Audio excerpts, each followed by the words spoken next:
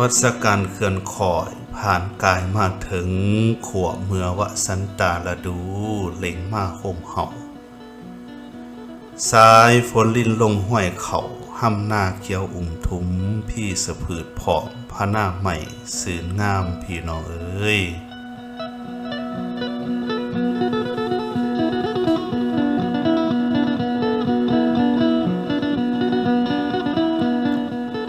เลี้ยวเห็นอึงเธอมึงตั้งเมฆข้าไหลโอยก่อตั้งขึ้นขึ้นฝ่ากวมนภายินเสียงกระแสสายฝ่าห้องหำเวขนสลธาลินลงหำทะลังพ่ายผืนถึงเมื่อย่ำเดือนเก่าแหมกายสุดเขตดับ14 คำแล้วกาละปักเสียงเขตยาม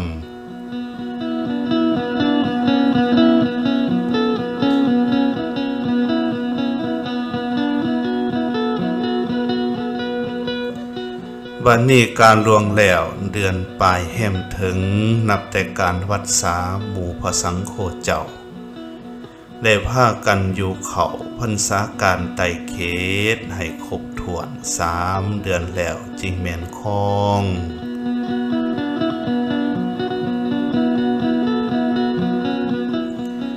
มาถึงข้าวพี่น้องได้สร้างบุญการกุศลเขาประดับดินทานอุทิศกันปนาให้ถึงบุพการีส้นเสือเปตส้นลวงจากแต่ย่มมโลกผุนได้มาแล้วเพื่อหับทาน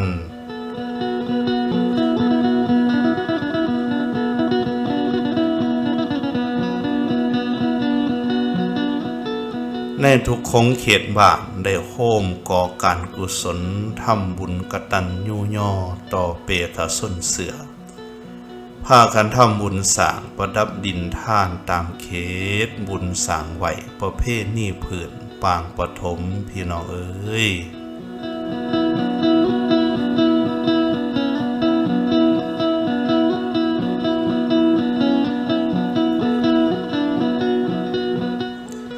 สบายดีพ่อแม่อ้ายน้องที่หักแพงสุขสุคนมื้อนี้มื้อสันวันดีวันแห่งการทำบุญถวายทานดับ14 ค่ำเดือนเก่าพวกเฮาทั้งหลายได้พากันมาทำบุญทำกุศลถวายทานเนื่องในวันบุญเขาประดับดินตามหีดตามคลองหีด12ของ14ที่มีมาแต่บูหานนาการของเราเฮาพี่น้องเอ้ยบุญเขาประดับดินนี่บางครั้งเพิ่นก็เอิ้นว่าบุญเดือนเก่าเพราะเป็นเหตุวัดเหตุว่าเหตุการทำบุญที่เฮ็ดเป็นหลักในเดือนเก่าแฮมแต่พวกเฮาก็พากันมาเอิ้นกันมาโจนคุ้นเคยกันว่าบุญเขาประดับดินบุญเขาประดับดินสืบกันมาเมื่อนี้วันบุญเขาประดับดินในเวียนวัดมาหอดมาถึงเดือนเก่าดับเดือนเก่าแฮมพวกเฮาชาวพุทธศาสนิกชนทั้งหมดตั้งแต่เนื้อหอดไต่พากันเฮ็ดบุญถวายทานตักบาตรอุทิศญาตินำถึงบุพการีส้นเปตส้นเปตญาติทั้งหลายที่ล่วงลับไปแล้วเพราะฉะนั้นมื้อนี้ผู้ข้าเจ้าหัวป่ายะคูดงจึงอยากมาเว้ามากล่าวในเรื่องบุญเขาประดับดินว่ามีความหมายเนื้อหาสาระสำคัญอรรถประโยชน์อย่างใดพี่น้องเอ้ย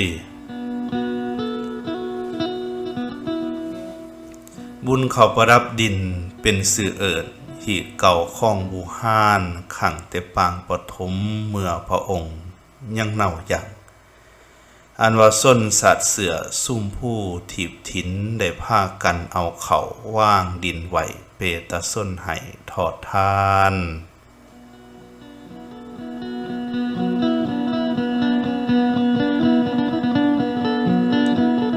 ตามเขตบ้านในถิ่นปราสาทผีเอาบูชาแม่พระธรณีเปตส้นทั้งหลายผอง พ อาศัยกตัญญูหน่อมบูชาส้นผู้หลวงจากตะเวทีขอนหมันกระทำสร้างสืบมาพี่น้องเอ้ย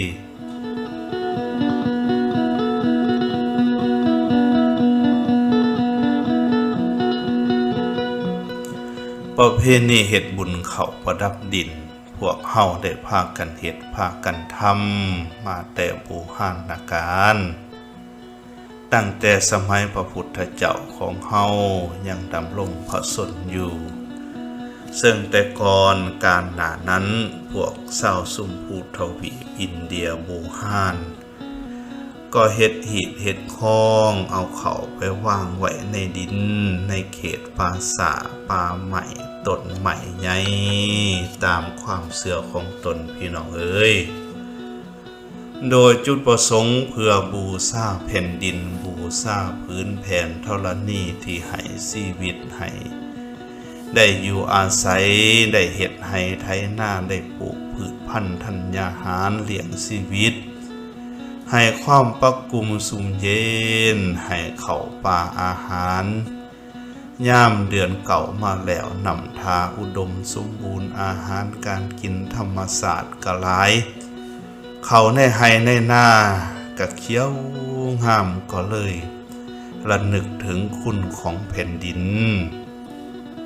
จึงเอาเครื่องบูชาทั้งหลาย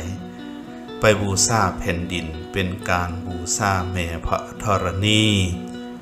คำว่าธรณีก็คือแผ่นดินแล้วอีกอย่างหนึ่งกับบูชาแม่โพธิ์ศพ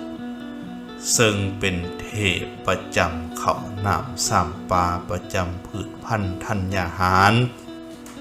เพื่อให้เขาเครื่องปลูกของฟังงามพอพวกชาวสุมพูทวีปอินเดียแต่ก่อนนั้นก็คือในปัจจุบันนี้มีความเสื่อว่าในบ่อนใดๆก็มีเทพประจำอยู่ในธรรมศาสตร์ก็คือกันเช่นว่าเทพพระเจ้าประจำลมก็เอิ้นว่าพระวรุณเทพพระเจ้าประจำไฟเอิ้นว่าพระอัคคณีไฟใหญ่กว่าหมู่ก็แม่นพระอาทิตย์เทพพระเจ้าประจำพื้นแผ่นดินเอิ้นว่าพระแม่ธรณีเทพพระเจ้าประจำพืชพันธุ์ธัญญาหารเขาน้ำเอิ้นว่าพระแม่โพธิ์ศพแล้วก็ยังมีสารพัดเทพเจ้าอันนั้นเป็นความเสื่อของกระเจ้าการที่เอาเขาเอานำเอาอาหารเครื่องสักการะต่างๆไปบูชาพื้นแผ่นดินก็เป็นประเพณีของพวกกระเจ้าสืบกันมา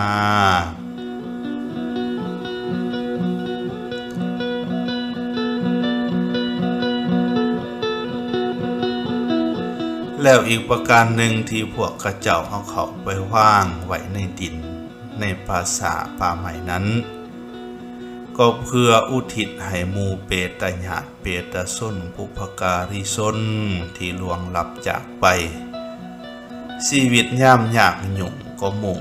แต่เฮ็ดแต่เวียกแต่การแต่งานหาเลี้ยงชีวิตเมื่อมาหอดเดือนเก่าเขานำอุดมสมบูรณ์ปูปลาหน้านำพืชพันธุ์ธัญญาหารอุดมสมบูรณ์ดีแล้วก็มาระลึกถึงพ่อถึงแม่ปู่ย่าตานายญาติทั้งหลายที่ล่วงลับจากไปจากโลกนี้ไปสู่ปรโลกในเบื้องหน้าอื่นแล้วบ่เห็นกันแล้วบัดนี้บ่ฮู้จะเฮ็ดแนวใดก็เอาเครื่องกินของอยู่อาหารหวานข้าวนำไปสู่ป่าสาบ่อนจุบ่อนเผาบ่อนฝังป่าใหม่หรือพื้นแผ่นดินใดที่ตนเห็นว่าเหมาะสมวางไว้แล้วก็เอิ้นมาหับเอามากินเด้อเอิ้นเอาห้องหาแล้วอีกประการหนึ่งนั้นประเพณีความเชื่อของพวกประชาชนทั้งหลายก็เชื่อว่าในระยะเดือนเก่าดับไปถึงเดือน10เพ็งเวลา15มื้อ15วันนั้นในเมืองมนุษย์ของเฮานี้เป็นวันที่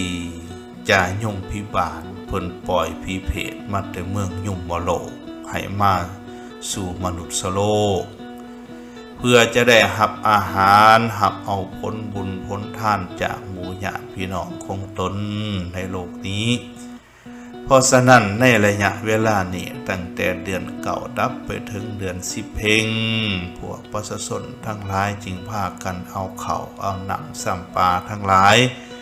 เครื่องอยู่ของกินอาหารหวานข้าวทั้งหลายห่อใส่แผ่ตองแล้วก็ไปว่างไว้ถึงพื้นแผ่นดินในเขตภาษาป่าใหม่ต้นใหม่ใหญ่เอิญให้เปตญาติเปตสนบุพการิสนมหับเอาตายเป็นผีหนีไปเพิ่นแล้วนี้เป็นเพิ่นแล้วจักได้อยู่ได้กินสำใดก็ให้มาหับเอาเด้อจังสิแล้วโจรกลายมาเป็นบุญเขาประดับดินคือการเอาเขาปลาอาหารไปประดับแผ่นดินพี่น้องเอ้ย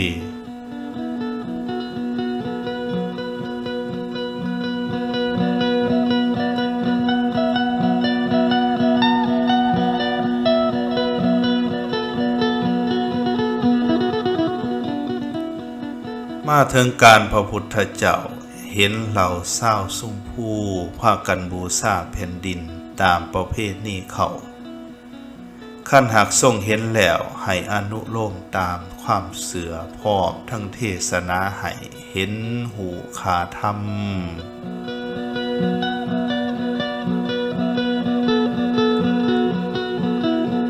อันว่าการบูชายิ่งล้ำเลิศทรงบุญกุศลคือการเอาไปทำทานทอดถวายสังโฆเจ้าผู้เพิ่นพำเพ็ญเพียรสร้างภาวนาทุกเสาคำทำบุญญาตินำให้พลาอยู่สวยสู้พี่น้องเอ้ย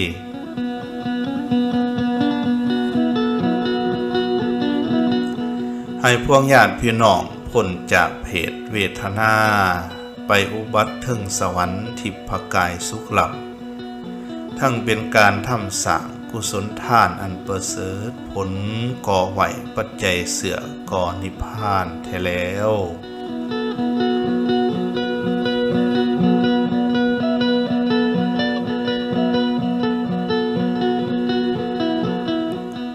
ยังเป็นการสวยคำอุปถัมภกศาสนาให้กำลังแก่หมู่สังโฆอยู่บำเพ็ญศีลสาอันนี้เป็นทางสัมมาแท้การบูชาอันลำยิ่งเปตญาติเปตสน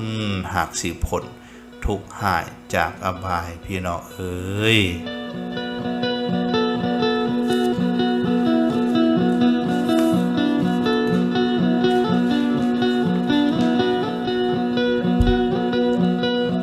ประเพณีเฮ็ดบุญเขาประดับดินนี้เมื่อมาถึงสมัยขององค์พระสัมมาสัมพุทธเจ้าของเฮาพระองค์ก็บ่ได้ทรงให้ยกเลิกอย่างใดเห็นว่าการเอาเขาไปบูชาแผ่นดินก็เกิดมาจากความกตัญญูกตเวที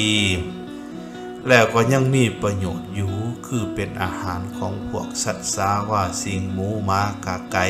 หมดแมงตลอดถึงว่ายังเป็นฝุ่นเป็นปุ๋ยของแผ่นดินธรรมศาสตร์อยู่จังสั้นเพิ่นก็บ่ได้ว่าหยังบ่ได้คัดค้านการกระทำนั้น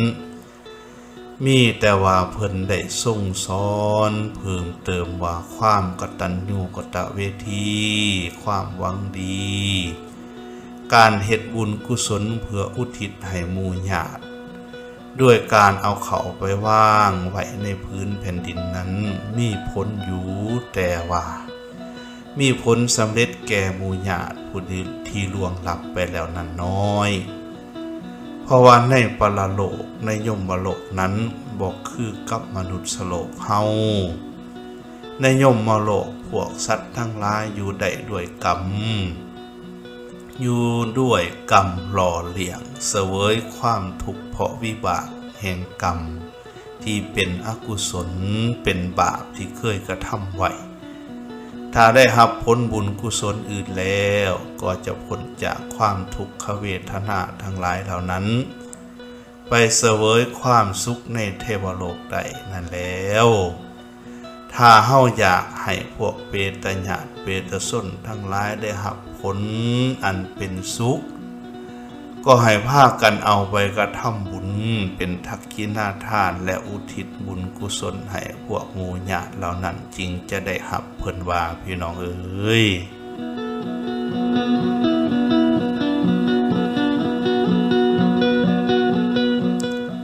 พวกเปตญาติเปตชนผู้ภาการิชนทั้งหลายที่ล่วงลับจากไปแล้วไปสู่ปรโลกอื่นบ่แม่นมีแต่ในศาสตร์ปัจจุบันเฮานี่ได้พี่น้องเอ้ยคนเฮาเกิดมาในวัฏสงสารใหญ่ยาวเข้าเหยอะหลายภพหลายศาสตร์จนนับบ่ถ้วนเวียนวัฏผัดไปมาย้อนกิเลสย้อนตัณหาย้อนกรรมและก็อุปทานพาไปบ่ฮู้จักจบบ่ฮู้จักเสียงบางเทื่อหากจะมีญาติพี่น้องของพวกเฮาในภพก่อนศาสตร์ก่อนที่เคยเฮ็ดบาปเฮ็ดกรรมแล้วไปตกนรกมุกใหม่เมื่อกรรมนั้นเบาบางแล้วก็มาเกิดเป็นผีเภทเวทนาเสวยความทุกข์หิวโหยอยู่ตลอดเวลารอดหาหับส่วนบุญส่วนกุศลจากญาติพี่น้องคือเฮาอยู่นี่ก็มีพี่น้องเอ้ย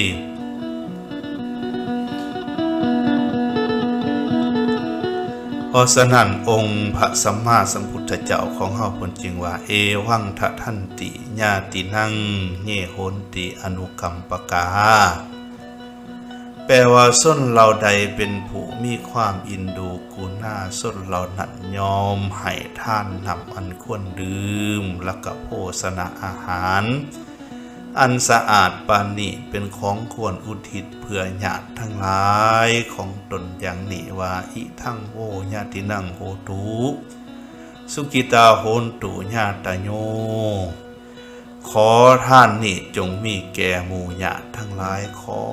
หมู่ญาติทั้งหลายของเฮาจงเป็นสุขเถิดเพิ่นว่าอันนี้เฮาแผ่ส่วนบุญส่วนกุศลให้พวกหมู่ญาติพี่น้องที่เป็นเปตญาติเปตชนให้พวกเขาได้รับบุญกุศลและไปเกิดดีถึงสุขพี่น้องเอ้ย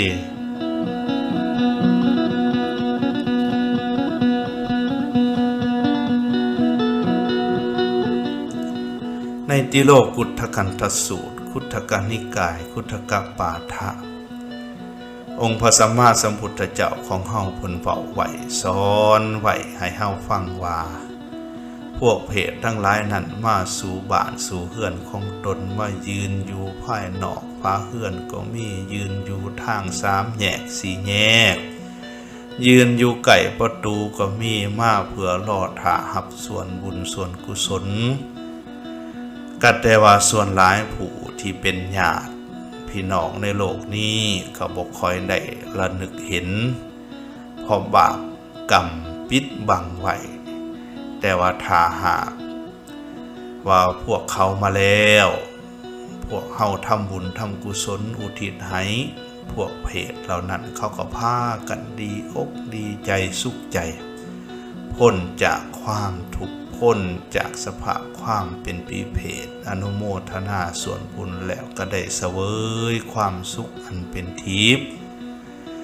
พวกเขาก็จะพากันอนุโมทนาขอบมุกขอบใจสาธุการว่าพวกเขาทั้งหลายได้สมบัติมีความสุขกันนี้ก็ย้อนหมู่ญาติเราใดขอญาติพี่น้องของเฮาเหล่านั้นให้มีความสุขมีความเจริญมีอายุมั่นยืนยาวมีความสุขเหมือนกับเฮาที่ได้รับความสุขแล้วนี้นั่นเถิดอันนี้ก็เจ้าพากันอนุโมทนาอำนวยอวยพรให้แก่พวกเฮาแต่ว่าถ้าย่ำใดพวกเขาเพศเหล่านั้นมาสู่โลกนี้แล้วมาเห็นหมู่ญาติพี่น้องคือพวกเฮานี้บ่พากันทำบุญทำทานบ่พากันเฮ็ดบุญ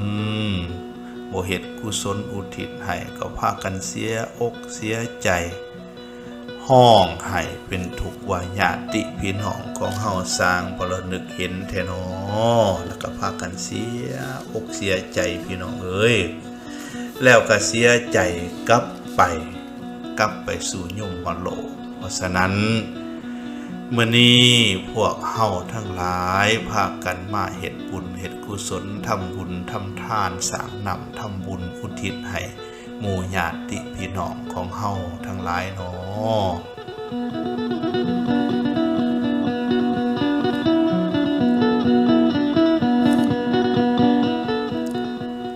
บุญกุศลก่อสร้างเพียรพำท่านศีลหากเป็นคุณของเฮาบ่ไล่ว่างเว้นไผผู้ทำกรรมสร้างหนทางแห่งบาปผลทรงให้คนหอนเมื่อรุ่นแท้แล้ว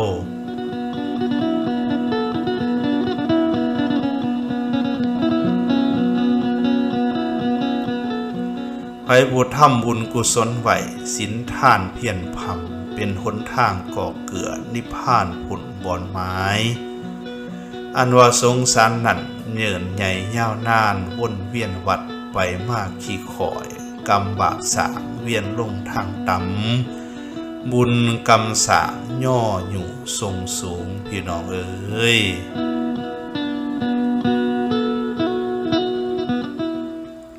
การที่พวกเฮาทั้งหลายได้พากันมาสร้างบุญสร้างกุศล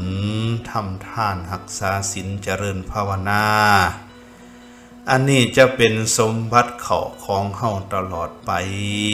ติดตามเฮาไปตลอดทุกเมื่อทุกยาม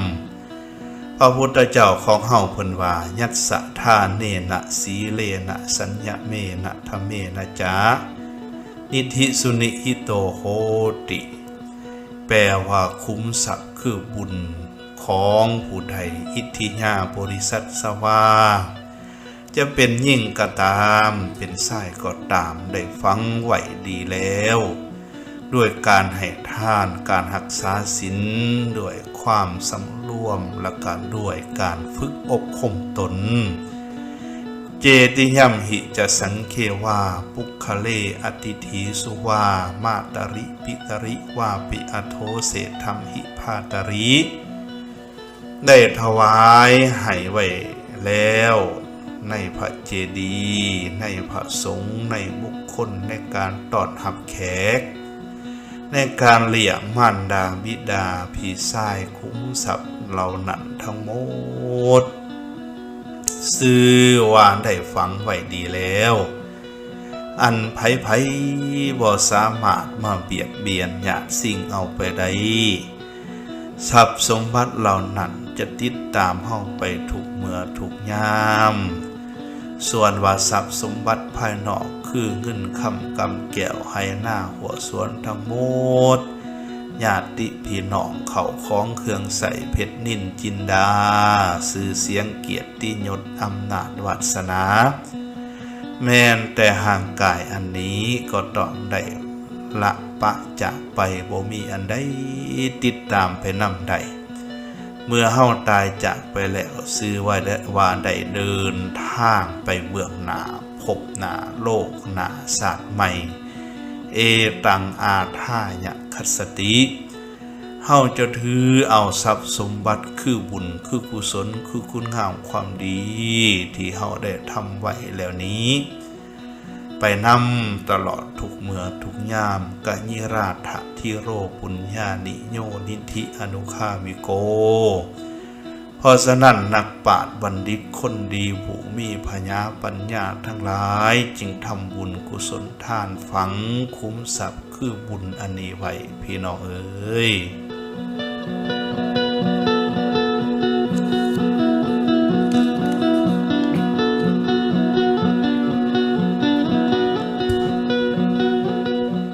อันว่าสงสารนั่นเยินใหญ่ยาวนานวนเวียนวัดไปมากขี้ข่อยกรรมบาปสางเวียนลงทางต่ำบุญกรรมสางย่ออยู่ทรงสูงพี่น้องเอ้ย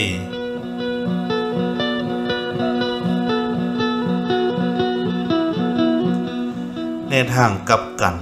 ส่วนว่าผู้ใดทำบาปทำกรรมก็คือกัน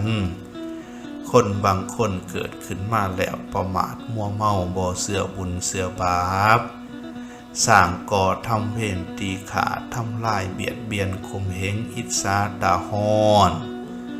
ติสินนินทายุแยให้คนแตกสามัคคีกันโลภหล่นผลประมาณมีความกิ่วโกรธโกธามีความหลงไหลมัวเมานำลาภยศชื่อเสียงหลงไหลมัวเมานำอำนาจวาสนาบรรดาศักดิ์ความยิ่งใหญ่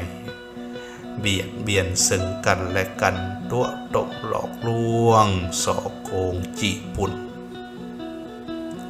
บาปกรรมทั้งหมดนั่นก็จะเป็นของเขานั่นแล้วบาปกรรมนั่นจะติดซอยห่อยตามไปทุกเมื่อทุกย่ามให้ได้รับความทุกข์เดือดร้อนทั้งศาสตร์นี้และก็ศาสตร์หน้าต่อไปพี่น้องเอ้ย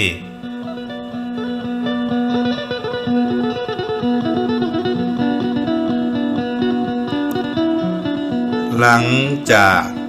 เขาแตกกายทำลายขันไปแล้วบาปกรรมนั้นก็จะนำพาไปสู่อบายภูมิไปตกนรกมกใหม่ร้ายสัตว์สันยาวนานถือไฟนรกแผดเผาหอนคนอยู่หลายแสนโกรธปีในเมืองมนุษย์เฮา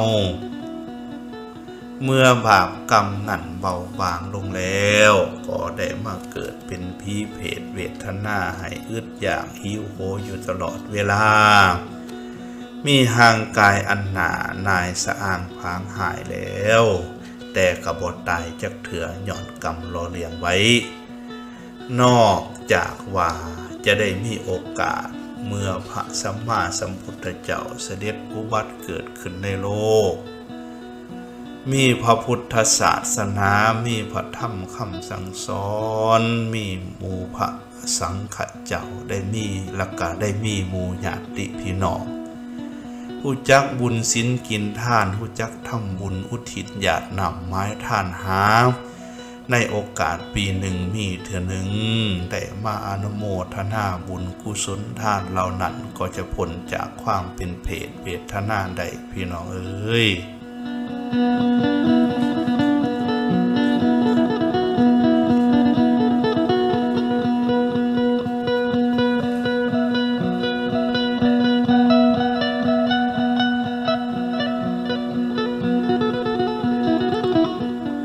อยู่ในเพศวิสัยนั้นหากบ่เป็นเหมือนเมืองคนบ่มีการทำนาก่อกำไรขายขาบ่มีการหาสื่อหัตถกรรมสร้างก่อบ่มีการกสิกรรมให้หาเลี้ยงสีบสิวัง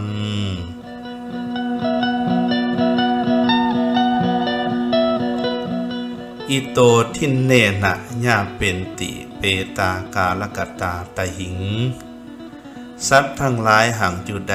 ด้วยบาปกรรมแต่งเสวยยังความทุกข์หิวกระหายบ่มีเว้น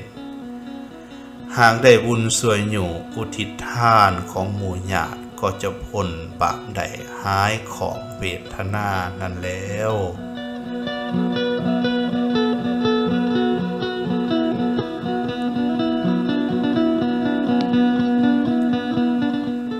อุณเตอุตกังวุถังยะถานินั่งปวัตติอันว่าฝนตกคงไหลลงสู่บนลุ่มไหลจะโพ่นบนผุ่นโค้มเข่าเต็มหนองอันว่าท่าร่านำส้นนาทีไหลแหงไหลหลังเข่าโค้มเต่าสู่วังยั่งแม่นำสมุทรใหญ่นาทีหลวงเฮ็ดให้อุตกังเต็มสาขารังว่างกว่างยะถาแท้ทำเนียมปุนเปียบท่านอุทิศทรงให้ก็หากได้ดังกันพี่น้องเอ้ย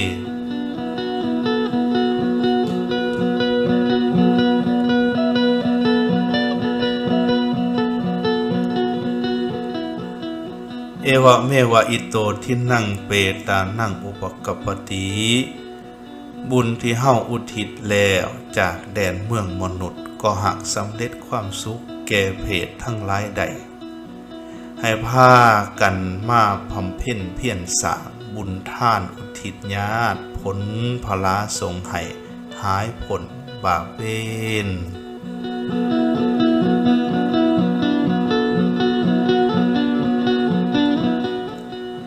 มื้อนี้เฮามาพากันเฮ็ดบุญเฮ็ดกุศลทำบุญทานอุทิศญาตินำไม้ทาน ทรงพระอานิสงส์ให้ญาติพี่น้องของเฮา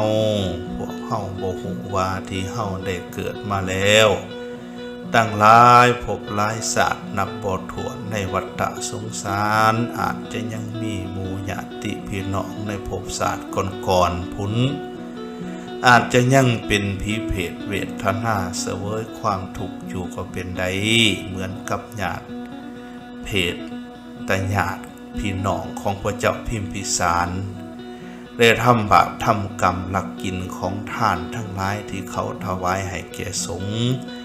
แล้วตกนรกมกใหม่หลายแสนปีบาปกรรมนั้นเบาบางแล้วได้มาเกิดเป็นเพศเวทนาทุกข์ยากอึดหิวอยู่ตลอด91 92มหากัปพี่น้องเอ้ย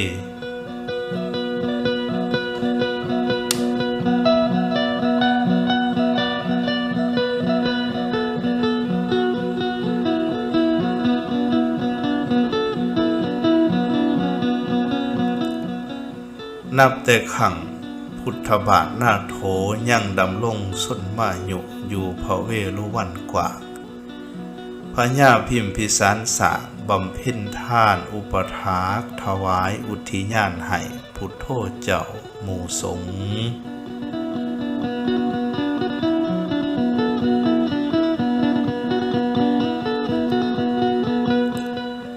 ถวายอุทิญาณกว่าป่าไผ่เวรุวันให้เป็นสังฆาห้ามแด่องค์พุทโธเจ้าทำบุญสร้างกุศลทานม่วนมากแต่บ่ได้อยากนำกัลปนาให้ส่งผลพระบ่ได้อยากนำอุทิศทรงพลาผลถึงปุพเปตชนที่อยู่รอคอยท่านับเป็นเวลาได้92กันทวนซาดจึงได้มาพบพ่อนอเสือญาติตนนั้นแล้ว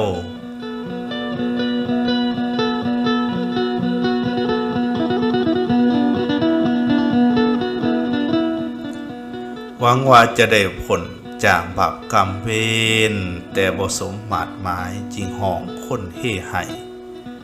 แสดงตนให้หูย่ามราตรีมืดดำส่งเสียงห้องดังก้องทั่ววังพญาได้ยินแล้วตกพระทัยย่านสันจึงได้เข้าไปเฝ้าย่ามเสาที่อาห้ามถามพระบาทเจ้าองค์เอกนาโถทูลปริพุทธาต่อองค์พุทโธเจ้าองค์พระสัพพัญญูแจกแถลงคำตานตอบไขกระอุกแก้วแสดงขอต่อธรรม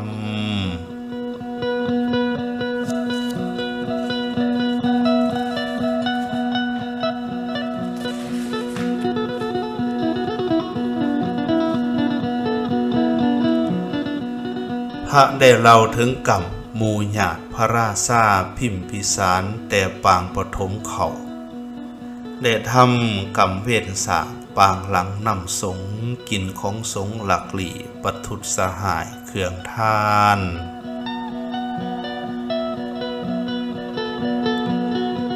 ผลวิบากทรงให้เสวยบาปทนทุกข์ในหน้าหกเหลือขนาหลายหล่นผลกรรมเบาบางลงแล้วได้มากเกิดเป็นเพศต่อหิวหอดแห้งหลายสั่นลืนประมาณ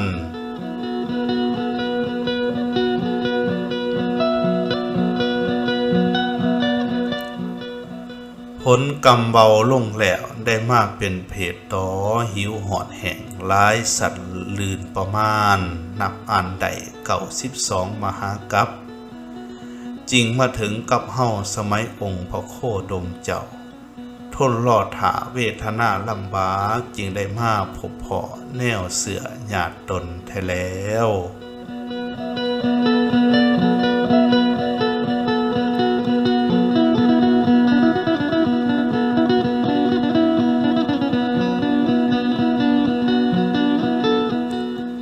พ่อแม่อ้ายน้องที่หักแพงสุผู้สุคนเมื่อนี้เฮาพากันมาเฮ็ดบุญตักบาตรญาตินำอุทิศทานถึงเปตญาติเปตชนปุพการีชนของเฮา ในวันบุญเขาประดับดินเพื่อเพิ่นจะได้รับยังพระอานิสงส์ผลบุญอันนี้แล้ว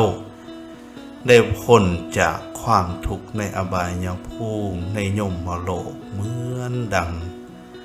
กับเหตุทั้งหลายที่มีมาปรากฏในพระไตรปิฎกเช่นว่าเพศญาติพี่น้องของพระเจ้าพิมพิสารพี่น้องเอ้ย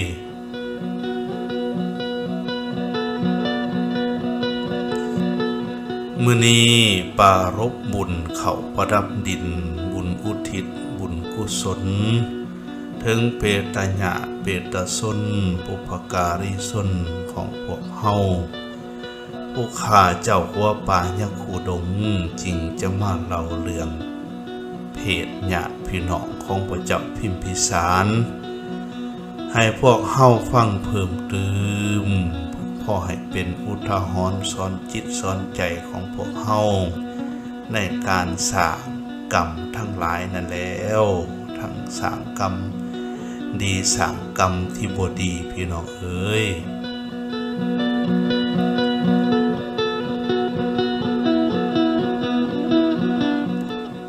การพระพุทธเจ้าพระนามว่าพุทธะเสด็จอุบัติในมนุษย์โลกซุ่มผู้ผืนพระกุมารทั้งสามเจ้าศรัทธาองค์พระบาทถวายทานบุญสร้าง3 เดือนแถ่ทั่วถึง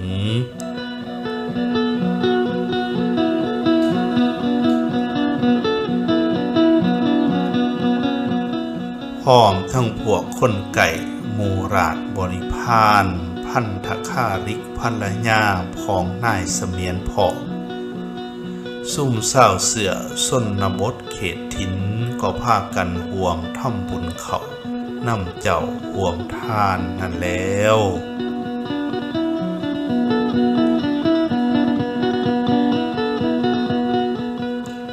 ในคุถกนิกายคุถกปาฐะและกันในพระวินัยปิฎกก็มีเพิ่นเล่าไว้ถึงเรื่องของเพศญาติพี่น้องของพระเจ้าพิมพิสารที่ลักกินของสงฆ์แล้วตกนรกมกใหม่บาปกรรมเบาบางแล้วมาเกิดเป็นเพศเวทนาอึดหิวทนทุกข์อยู่ตลอด92 มหากัปเพิ่นเล่าไว้ว่าในสมัยของพระสัมมาสัมพุทธเจ้าทรงพระนามว่าพุทธะหรือพุทธะเสด็จอุบัติเกิดขึ้นในโลกในครั้งนั้นพระราชกุมาร3 องค์ซึ่งเป็นอนุชาน้องชายต่างมารดาขององค์พระสัมมาสัมพุทธเจ้าได้โอกาสทำบุญถวายทานบำเพ็ญธรรมเพิ่นจึงได้นิมนต์เอาองค์พระสัมมาสัมพุทธเจ้าพระนามว่าพุทธะพร้อมด้วยพระสงฆ์ให้จำพรรษาอยู่เขตหัวเมืองตลอด3 เดือนเพื่อพวกตนจะได้ทำบุญถวายทานได้ฟังธรรมได้ปฏิบัติธรรมตลอด3 เดือนนั้นในครั้งนั้นพระกุมารทั้ง3เพิ่นได้ถือศีลปฏิบัติธรรมนุ่งห่มผ้ากาสาวะ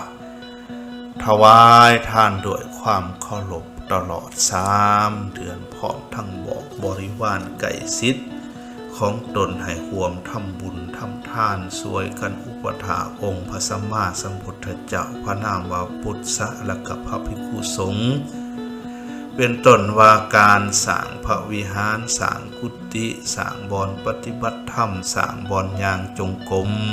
จำนวนอยู่1,000 คน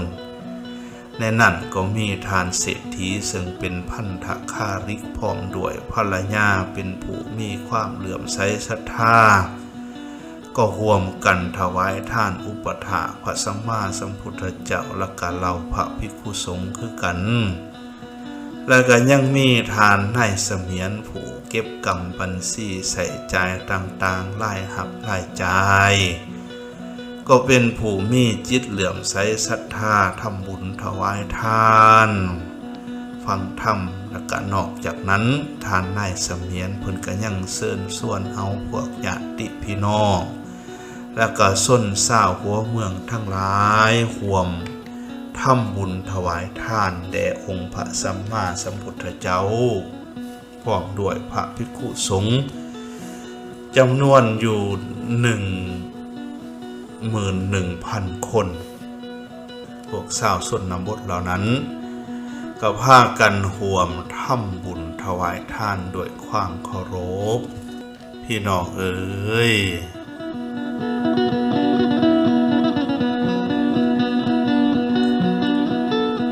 อันว่าพวกชาวบ้านฝูงหมู่ชาวพาลาบางพองทำบุญทานโดยคารวะนอบบางพวกเป็นคนหายหลักของท่านสอนเสืองพิษกันเขาเผาห่องแห่งท่าน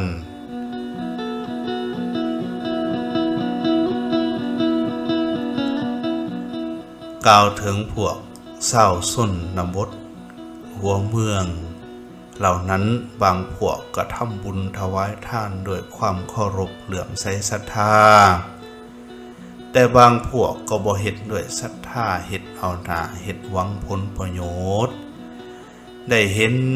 การถวายทานใหญ่ก็เกิดความอิจฉาริษยาพากันลักเอาเครื่องไทยทานต่าง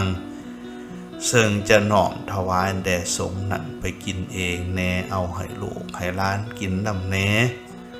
เมื่อถือจับได้ไล่ท่านถือคับออกจากการมาเฮ็ดแต่งทานนั้นบ่ให้มาหยุ่งมาเกี่ยวกับเครื่องทานก็เกิดความเคิงเขียดสิ่งสั่งเมื่อได้โอกาสก็มาลักหลอบเผาโคงครัวเหมือนดังพวกเฮาอาจจะเคยเห็นในปัจจุบันนี้บางบ่อนบางบ้านบ่ถือกับวัดก็ย้อนเรื่องผลประโยชน์วัดบ่มีพระสงฆ์อยู่อาศัยก็ย้อนบ้านเขาไปควบคุมจัดเอาผลประโยชน์นั่นแล้วพี่น้องเอ๋ย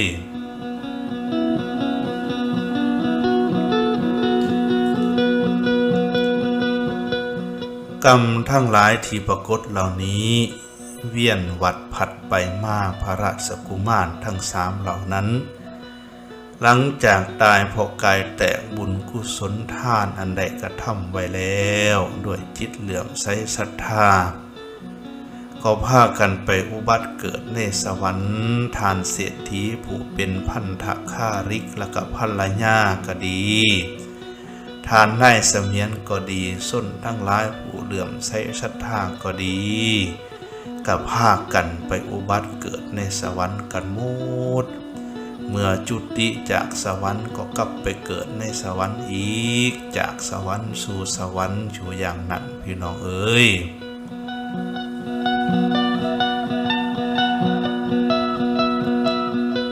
ส่วนว่าพวกที่พากันลักกินเครื่องไทยทานที่จะถวายแก่สงฆ์ลักเผาโคงครัวเหล่านั้นหลังจากตายเพราะกายแตกก็พากันไปตกนรกมุกใหม่อยู่ในหน้า6ตลอดกาลนานหลายมหากัปล่วงไปจนถึง92มหากัปจึงมาถึงมหากัปของเฮาปัจจุบันพวกสัตว์นรกเหล่านั้นมีบาปกรรมเบาบางลงในแล้วก็ได้มาเกิดเป็นผีเปรตเวทนาทนทุกข์เวทนาอึดหิวตลอดเวลาในการสมัยของพระสัมมาสัมพุทธเจ้าของเฮาเสด็จอุบัติเกิดขึ้นในโลกทรงพระนามว่ากัสสปะพระสัมมาสัมพุทธเจ้าของเฮาในมหากัปนี้พี่น้องเอ๋ย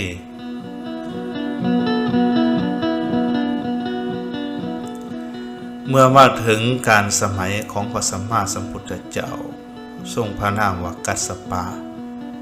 พวกเพศเหล่านั้นได้เห็นพวกเพศเหล่าอื่นพากันมาสู่โลกมนุษย์นี้แล้วได้พากันมาอนุโมทนาส่วนบุญส่วนกุศลที่ญาติพี่น้องอุทิศให้ในโลกมนุษย์ว่าอิทังโนญาตินังโหนตุสุกิตาโหนตุญาตโยแปลว่าขอผลบุญผลทานทั้งหลายของพวกเขาหน่อยนี้จงสำเร็จแก่หมู่ญาติทั้งหลายขอญาติทั้งหลายจงได้ถึงซึ่งความสุขเถิดแล้วก็พากันพ้นจากอัตภาพความเป็นเพศกับเกิดเป็นเทวดาเสวยทิพสมบัติ มีอัตภาพห่างกายอันเป็นทิพย์มีผ้านุ่งผ้าห่มมีอาหารอันเป็นทิพย์พวกเพศเหล่านั้นก็อยากได้อยากพ้นจากความทุกข์นั้นคือกันยิ่งเข้าไปกราบทูลถามองค์พระสัมมาสัมพุทธเจ้าพระนามว่ากัสสปะว่าพวกเขาหน่อยก็พ่อจะมีโอกาสได้รับส่วนบุญส่วนกุศลผลทาน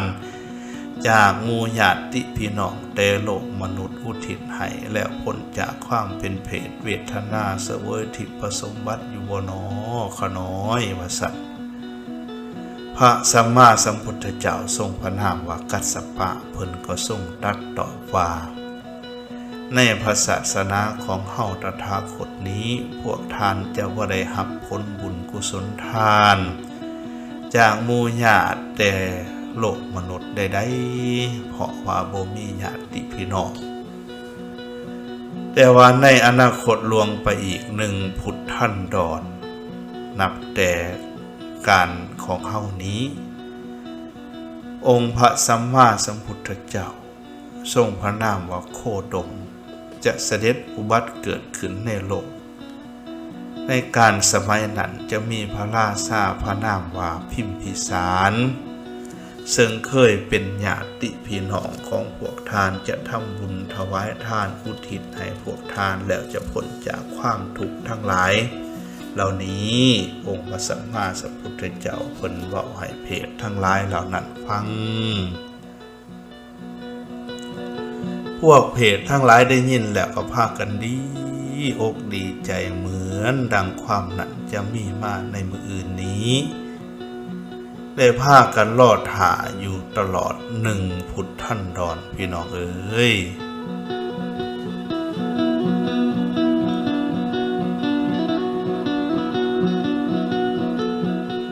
มาถึงการพระพุทธเจ้า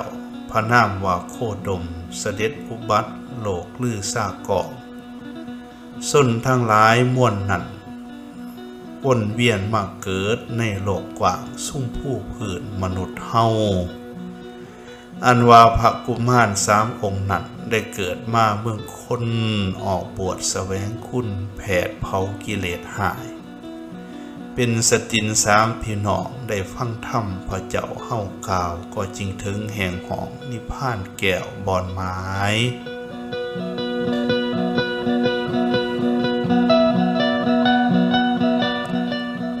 เศรษฐีผู้เป็นพันธคาริกนั้นพร้อมพำภรรยามาเกิดเป็นวิสาขาอุบาสกและนางธรรมทินาเลิศกุศลผลสาถึงทำแก้วอรหันตาตนประเสริฐเพราะโกศลทรงให้ก็จริงได้ดังหมายพี่น้องเอ้ย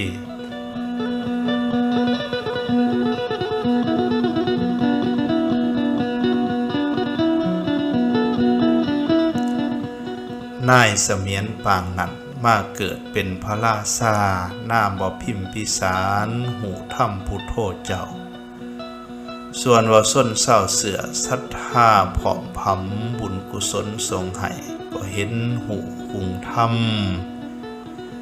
ส่วนว่าพวกผู้ทำบาปหายหลักกินของสงฆ์เผาห้องครัวแต่ปางเข้านั้นกรรมเวียนให้ทรงผลติดต่อได้เป็นพางเพศหายทุกข์ใหม่เวทนาพี่น้องเอ้ย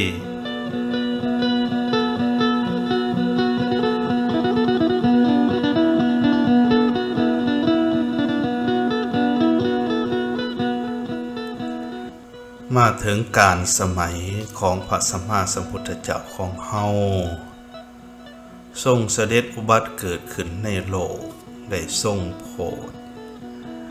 เวนยสัตว์ทั้งหลายแสดงธรรมโปรดเทวดามนุษย์ทั้งหลายแล้วกล่าวถึงชนทั้งหลายเหล่านั้นพระราชกุมารทั้ง3 องค์มาในกันปัจจุบันชาติมาเกิดเป็นสติน3 พี่น้องได้ออกบวชในธรรมวินัยบรรลุธรรมเป็นพระอรหันต์พร้อมด้วยบริวารของเพิ่น 1,000 องค์ท่านเศรษฐีผู้เป็นพันธคาริกพร้อมด้วยภรรยามาเกิดเป็นวิสาขาอุบาสก แล้วก็พระนางธรรมทินนาเถรีทั้งสองทานวิสาขอุบาสกนั้นก็ได้บรรลุธรรมเป็นพระอนาคามีพระนางธรรมทินนาเถรีได้ออกบวชในธรรมวินัยบรรลุธรรมเป็นพระอรหันตขีณาสาวกเจ้าทานนายเสมียนผู้เป็นบัณฑิตมาเกิดเป็นพระเจ้าพิมพิสารปกครองประเทศมคธพี่น้องเอ๋ย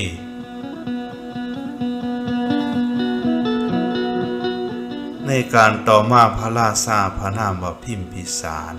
พร้อมด้วยพระสสนนั้นได้ฟังธรรมจากพระพุทธเจ้าแล้วได้บรรลุธรรมเป็นพระโสดาบันมีความเลื่อมใสศรัทธาเป็นอย่างยิ่งในพระพุทธศาสนาได้ทำบุญถวายทานได้ถวายอุทิญาณป่าไผ่ให้แก่พระพุทธเจ้าและก็พระสงฆ์เพื่อสร้างเป็นวัดในพระพุทธศาสนาเอิ้นว่าวัดพระเวฬุวันได้ทรงสร้างกุฏิวิหารได้ทำบุญถวายทานฟังธรรมอุปถากพระสัมมาสัมพุทธเจ้าและพระสงฆ์อยู่ในตอนนั้นพวกเพศทั้งหลายที่เคยเป็นญาติพี่น้องของเพิ่นล่อท่าให้เพิ่นอุทิศส่วนบุญส่วนกุศลให้ตลอด1 พุทธันดรว่าเฮาจะได้รับบุญกุศลแล้วเนาะเฮาจะได้พ้นจากความทุกข์แล้วเนาะแต่ว่าในตอนนั้นพระราชาพิมพิสารก็บ่อุทิศบุญอุทิศกุศลให้พวกเพศทั้งหลายเหล่านั้นจึงพากันเสียใจพากันหอมกันไห้ส่งเสียงประหลาดอันน่าย่านน่ากลัวในยามค่ำคืนพี่น้องเอ๋ยพระเจ้าพิมพิสารเพิ่นได้ยินจังสันตกพระทัยย่านกลัวหลายตื่นมาหิบฝ่าวไปทูลถามองค์พระสัมมาสัมพุทธเจ้าของเฮาเพิ่นถามว่าข้าแต่พระองค์ผู้เจริญเมื่อคืนนี้ข้าน้อยได้ยินเสียงอันประหลาดแปลกประหลาดน่าย่านน่ากลัวแบบนี้จะเป็นเคราะห์เป็นเข็ญเป็นเวรเป็นภัยอันตรายอันใดบ่น้อข้าน้อยว่าซั่นองค์พระสัมมาสัมพุทธเจ้าของเฮาเพิ่นหูเห็นหมดเพิ่นก็ทรงตรัสว่ามหาบพิตรเอ้ยบ่มีอันตรายใดๆบ่เป็นเคราะห์เป็นเข็ญเวรภัยอันใด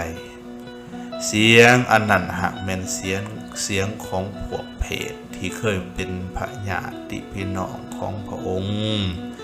พวกเขารอท่าให้พระองค์อุทิศส่วนบุญส่วนกุศลผลทานให้รอคอยมาตลอด1 พุทธันดรเมื่อวานนี้พระองค์ได้ทำบุญถวายทานแล้วก็บ่ได้อุทิศส่วนบุญส่วนกุศลเหล่านั้นให้จึงพากันเสียอกเสียใจจึงได้พากันห้องกันไห้ส่งเสียงแปลกประหลาดนั้นว่าสั่นพี่น้องเอ้ย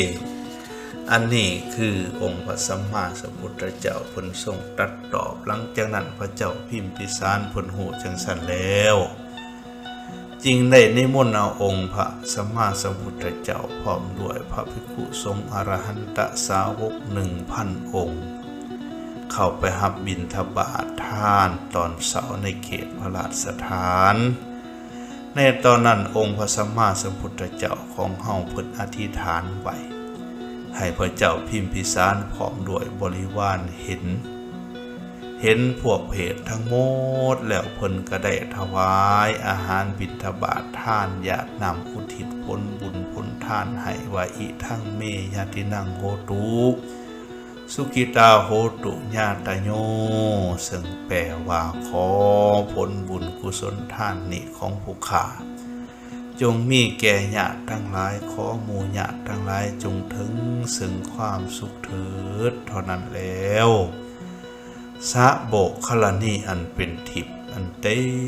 มไปด้วยดอกบัวอันเป็นทิพย์พวกเพศเหล่านั้นเห็นสะโบกขลนีอันเป็นทิพย์ดอกบัวอันเป็นทิพย์นำอันเป็นทิพย์เกิดขึ้นก็ได้พากันได้ดื่มได้กินได้อาบระงับดับความหิวกระหายได้มีอัตภาพห่างกายอันเป็นทิพย์พุ่งเฮืองงามคือกันกับคำพระเจ้าพิมพิสารเพิ่นเห็นแล้วก็ดีพระทัย ดีพระไทยว่าได้ถวายอาหารบิณฑบาตทานได้อุทิศให้แก่หมู่ญาติหลังจากนั้นเพิ่นก็ได้ถวายอาหารบิณฑบาตถวายผ้าไตรจีวรถวายผ้าปูนั่งปูนอนถวายผ้าสาดให้แก่องค์พระสัมมาสัมพุทธเจ้าพร้อมด้วยพระภิกขุสงฆ์อรหันตสาวกแล้วก็อุทิศทานไปให้ในขณะนั้นก็เกิดเป็นอาหารทิพย์ผ้านุ่งผ้าห่มอันเป็นทิพย์ผ้าสาดวิมานอันเป็นทิพย์เต็มบริบูรณ์พวกเพศทั้งหลายเหล่านั้นก็ได้พ้นจากอัตภาพความเป็นพิเพศกับเกิดอัตภาพเป็นเทวดาเป็นเทวบุตรมีสมบัติอันเป็นทิพย์ก็พากันดีอกดีใจเสียงสาธุการอนุโมทนาสาธุการพระราชาพิมพิสารเพิ่นเห็นแล้วก็ดีพระทัยเป็นอย่างยิ่งว่าเพิ่นได้สวยสงเคราะห์อนุเคราะห์แก่หมู่เปตญาติเปตชนเหล่านั้นแล้วพี่น้องเอ๋ย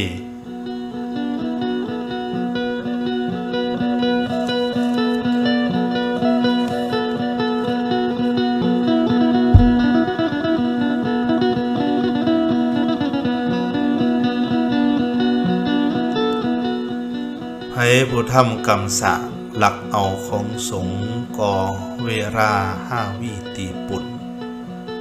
บุญกุศลบ่สร้างทำทางแต่บาปกตัญญูบ่หูกตเวทีนั่นห่างเหินปากพุงผลปล่อยด่าจองเวนนอกใจผัวเมียหักหลอบสิ่งส้มสุขมัดเสราแน่นตะนีในใจแคบท่านบ่ให้สินนั่นบ่หักษา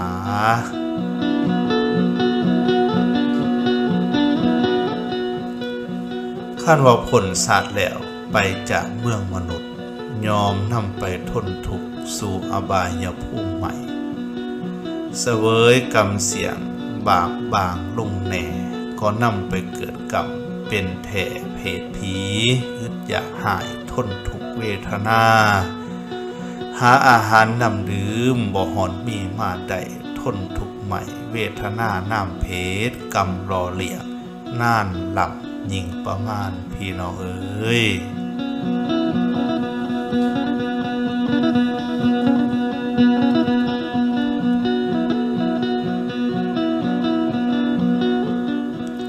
พ่อแม่อ้ายน้องที่หักแพงทั้งหลายผู้ใดหลักเอาของสงฆ์ทำบาปทำกรรมห้าวีตีปุนแล้วก็เป็นคนมักอิจฉาริษยาปะหายปล่อยด่าพ่อด่าแม่ด่าสมณะพราหมณ์นักบวชพระสงฆ์องค์ข้าเจ้า